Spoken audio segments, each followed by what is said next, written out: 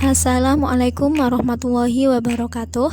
Yang kami hormati Ibu Nadia Kamilia, MPDI, selaku dosen pengampu mata kuliah Sejarah Pendidikan Islam, dan teman-teman semua yang kami hormati dan kami banggakan. Kami dari kelompok 11 yang beranggotakan 1. Ufi Syarifah dengan NIM 2120239, 2. Usmatul Fahizati dengan NIM 2120251, 3. Alfira Mikhfana dengan NIM 2120271, 4. Nailatul Zulfa dengan NIM 2120280, 5. Hafidhatul Maulida dengan NIM 2120235 akan menjelaskan mengenai lembaga-lembaga pendidikan Islam di Nusantara seperti surau, meunasah, pesantren, dan madrasah. Untuk yang pertama adalah surau.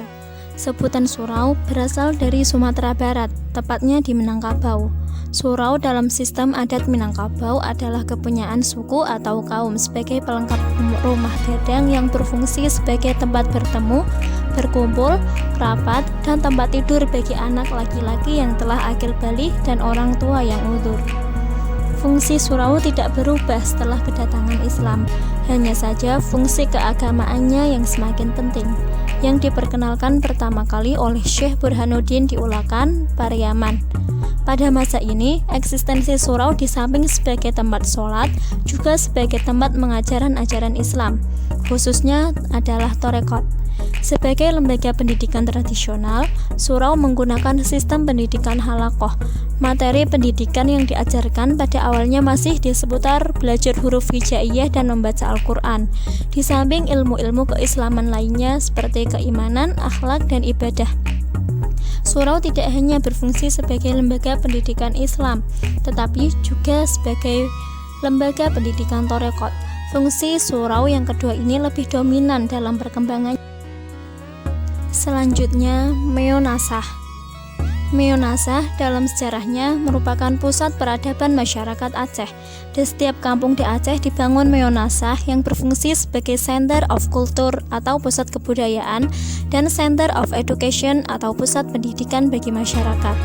Meunasah merupakan tingkat pendidikan Islam terendah. Bangunan ini digunakan sebagai tempat belajar dan berdiskusi serta membicarakan masalah yang berhubungan dengan kemasyarakatan. Di samping itu, meunasah juga sebagai tempat bermalam para anak-anak muda serta orang laki-laki yang tidak mempunyai istri. Setelah Islam mapan di Aceh, meunasah juga menjadi tempat sholat bagi masyarakat dalam satu kampung.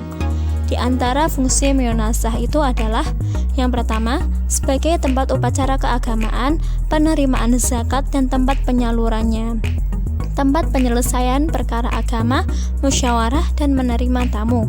Yang kedua, sebagai lembaga pendidikan Islam di mana diajarkan pelajaran pesantren. Pondok pesantren merupakan kata majemuk yang terdiri dari kata pondok dan pesantren. Pondok dalam bahasa Arab funduk yang berarti tempat singgah, sedangkan pesantren adalah lembaga pendidikan Islam yang dalam pelaksanaan pembelajarannya tidak dalam bentuk klasikal. Jadi, pondok pesantren adalah lembaga pendidikan Islam non-klasikal yang peserta didiknya disediakan tempat singgah atau pemondokan. Pondok pesantren dalam tinjauan historis pada mulanya merupakan lembaga pendidikan penyiaran agama Islam konon tertua di Indonesia. Berdirinya suatu pesantren mempunyai latar belakang yang berbeda, yang pada intinya adalah memenuhi kebutuhan masyarakat yang haus akan ilmu. Adapun metode pembelajaran yang dilaksanakan di pondok pesantren adalah sebagai berikut. 1. Wetonan, 2. Sorogan, 3. Musyawarah, 4. Muzakarah, 5. Bandungan atau bahasa Sunda, 6. Majelis Ta'lim. Madrasah.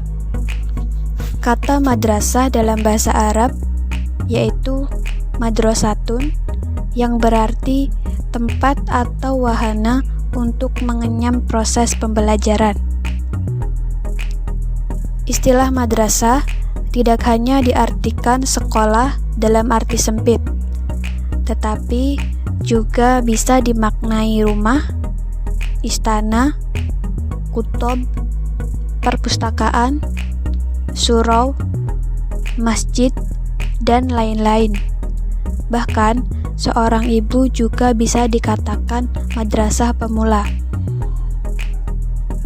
Sejarah dan perkembangan madrasah akan dibagi dua periode, yaitu yang pertama, periode sebelum kemerdekaan madrasah. Isi kurikulum madrasah pada umumnya adalah apa yang diajarkan di lembaga-lembaga pendidikan Islam seperti pesantren, ditambah dengan beberapa materi pelajaran yang disebut dengan ilmu umum. Yang kedua, periode sesudah kemerdekaan. Dalam perkembangannya, sistem pendidikan Islam madrasah sudah tidak menggunakan sistem pendidikan yang sama dengan sistem pendidikan Islam pesantren. Karena di lembaga pendidikan madrasah ini sudah mulai dimasukkan pelajaran-pelajaran umum seperti sejarah ilmu bumi dan pelajaran umum lainnya. Sedangkan sebagian metode pengajarannya sudah tidak lagi menggunakan sistem halaqah seperti di pesantren, melainkan sudah mengikuti metode pendidikan modern barat, yaitu dengan menggunakan ruang kelas, kursi, meja, dan papan tulis untuk proses belajar mengajar. Pada perkembangan selanjutnya, pendidikan madrasah dikembangkan menjadi beberapa jenjang pendidikan, yaitu madrasah ibtidaiyah, madrasah sanawiyah, dan madrasah aliyah. Sekian video presentasi dari kelompok kami. Kurang lebihnya mohon maaf. Wassalamualaikum warahmatullahi wabarakatuh.